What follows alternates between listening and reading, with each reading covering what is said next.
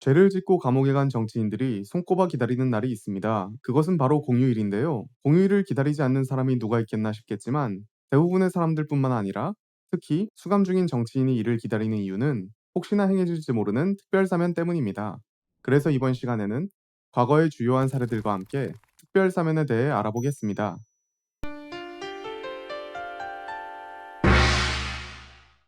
특별사면이란 사면의 한 종류로 특별사면을 이해하기 위해선 먼저 사면에 대해 알아야 합니다.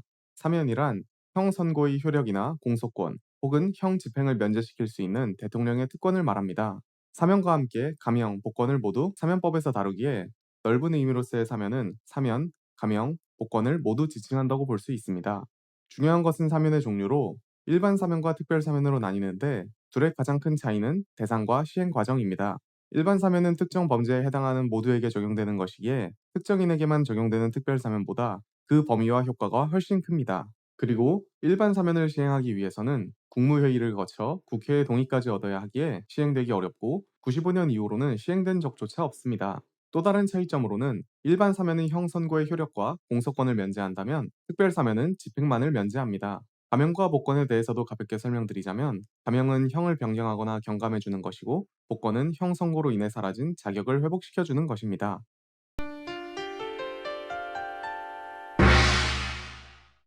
특별사면을 비롯한 사면은 제도의 특성상 과거 군주정의 특성을 띠게 됩니다. 현대에는 입법, 사법, 행정의 상권 분립으로 인해 권력이 나뉘어 있는 반면 과거에는 강력한 권력을 지닌 왕이 당연하게도 형벌에 관한 권한까지 쥐고 있었기에 왕의 이름으로 죄를 면제해 줄 수 있었습니다. 어디선가 들어본 내 죄를 사하노라 와 같은 근엄한 목소리로 말이죠. 사면의 사례는 우리 역사에서도 찾아볼 수 있는데 삼국지 위서 동의전의 부여를 보면 은나라 정월에 하늘의 제사를 지내는데 사람들이 모여 연일 먹고 마시며 노래하고 춤을 추니 이를 영고라 한다. 이 때에는 형옥을 중단하고 죄수들을 풀어주었다. 이처럼 나라에 큰 축제가 있으면 이를 기념하여 죄수들을 풀어준 사례가 있습니다.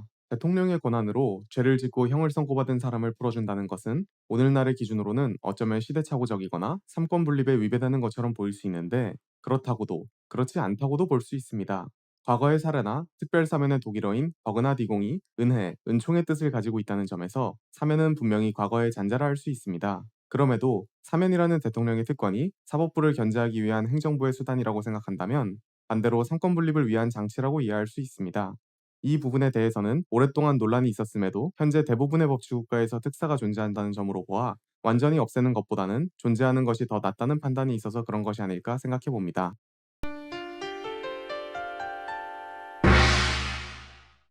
대한민국에서 최초의 사면 사례는 1948년 9월 29일 이승만 정부의 정부 수립 기념 사면입니다. 이때에는 일반 범죄자 6,796명을 사면하였습니다. 사면법 자체가 1948년 8월 30일에 법률 2호로 제정되었기에 해당 사면이 첫 사면 사례가 됩니다. 무민정부 시절인 1997년 12월 20일에는 전두환, 노태우 등 12.12 사태의 주동자와 5.18 민주화 운동을 무력 진압한 책임자들에 대한 특별사면이 있었습니다. 다만 15대 대선이 같은 해 12월 18일에 치러졌고 그 결과 김대중 대통령이 당선되었기에 이는 김영삼 대통령과 김대중 대통령의 의견이 일치하여 사면한 것으로 보입니다. 정치적 보복은 하지 않겠다라는 말을 계속해서 해온 김대중 대통령이었고 결과적으로 대통령 당선과 전두환 노태우의 사면이 모두 이루어졌기에 사실상 김대중 대통령의 사면으로 보는 것이 타당합니다.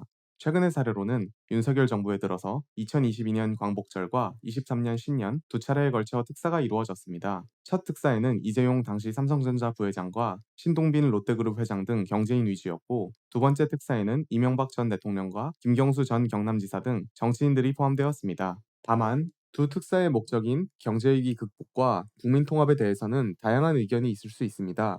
여담으로 주로 어떤 날의 특사가 이루어졌나 찾아보니 대통령 취임부터 신년, 설, 3.1절, 부처님 오신 날, 광복절, 성탄절 등 다양한 날들의 특사가 이루어졌습니다. 가장 많은 특별사면이 이루어진 날은 광복절로 총 9회의 특사가 있었습니다.